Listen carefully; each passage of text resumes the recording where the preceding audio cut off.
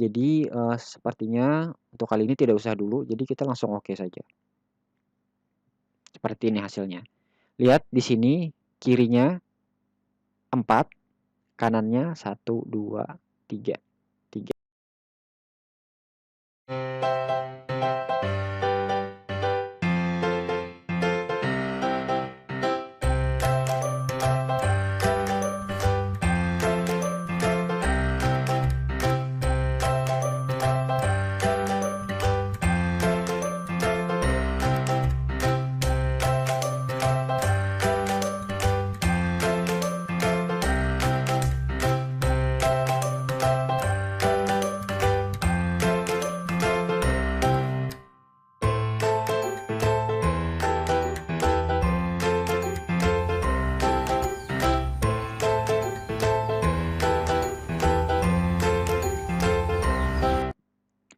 Assalamualaikum warahmatullahi wabarakatuh. Salam sejahtera, semoga berbahagia dan sehat selalu.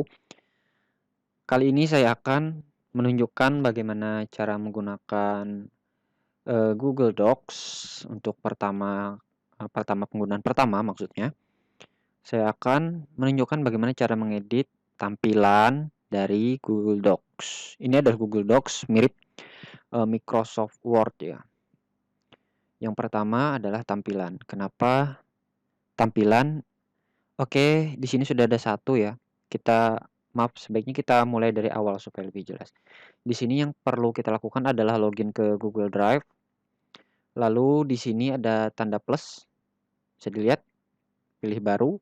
Kemudian di sini ada Google Dokumen, pilih. Kemudian di Google Dokumen ini kita bisa memilih dokumen kosong atau dari template. Oke, kita langsung dokumen kosong saja dulu. Dia loading. Kemudian di sini ada tertulis dokumen tanpa judul. Di sini kita beri nama dulu, bisa untuk judul. Tanpa judul, oke.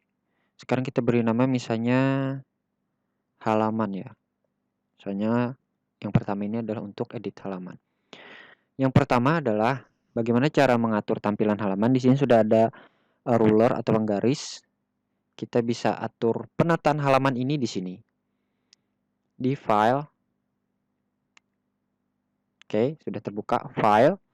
Kemudian di sini kita geser ke bawah. Nah, paling bawah di atas cetak ini ada penataan halaman. Disinilah kita bisa mengatur untuk halaman dari Google Dokumen ini. Kita pilih, muncul penataan halaman. Biasanya penataan halaman ada di desain atau layout halaman, kalau Microsoft Word seperti itu ya. Kalau di Google Docs dia ada di bagian file, kemudian ada penataan halaman. Di sini ada pilihan terapkan ke seluruh dokumen. Jadi ketika kita buka dokumen secara otomatis seperti itu. Maksudnya untuk file ini saja ya. Portrait itu ukurannya seperti berdiri, kemudian landscape ini seperti berbaring. Sama ketika kita menggunakan HP, kalau berdiri itu namanya portrait, kalau dengan cara berbaring itu namanya landscape. Kemudian ukuran kertas kita atur legal untuk kertas HVS yang F4 yang panjang itu ya. Kemudian legal A4 itu untuk yang pendek. Kalau legal ini yang F4 ya. Ini dua ini yang biasanya tersedia di pasaran untuk ukuran kertasnya. Kalau di Google Dokumen ini yang default atau yang biasa digunakan adalah A4. Kemudian yang kedua legal atau F4. Terserah yang mana yang akan kita gunakan. Tapi kalau saran saya A4 saja ya. Kemudian ini adalah margin. Margin itu batas kiri kanan atas bawah. Nah, di sini biasanya atas itu sekitar 3. Kemudian atas dulu baru bawah. Bawahnya 2. Kemudian bagian kiri, bagian sini 3. Kemudian bagian kanan yang di sini 2.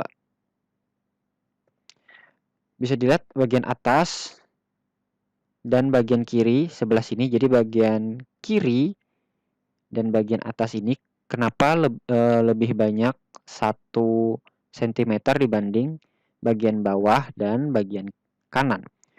Untuk saya jelaskan, biasanya bagian atas itu memuat judul, jadi sengaja diberi tambahan 1 cm. Sedangkan pada bagian kiri, kenapa diberi tambahan 1 cm? Biasanya dokumen itu dijilid itu pada bagian kiri. Bisa Anda lihat laporan-laporan biasanya pada bagian kiri untuk penjilitan atau untuk menyatukan ke dalam satu dokumen, biasanya bagian kiri dan atas antara dua. Jadi karena itulah dilebihkan 1 cm pada masing-masing. Jadi tidak rata 2 semua atau 3 semua. Jadi diberi tambahan 1 cm itu untuk jarak penjilidan. Itu yang saya tahu sih ya. Mungkin kalau ada yang lebih tahu silahkan tuliskan nanti di komentar. Kemudian ini untuk versi saya. Tapi biasanya untuk penulisan yang sudah ada aturannya, biasanya atas 4, bawahnya 3, kemudian kirinya 4, dan kanannya 3. Biasanya penulisan skripsi, surat, atau hal-hal yang sifatnya resmi atau ilmiah biasanya menggunakan aturan seperti ini. Jadi kita gunakan yang ini. Kemudian warna halaman.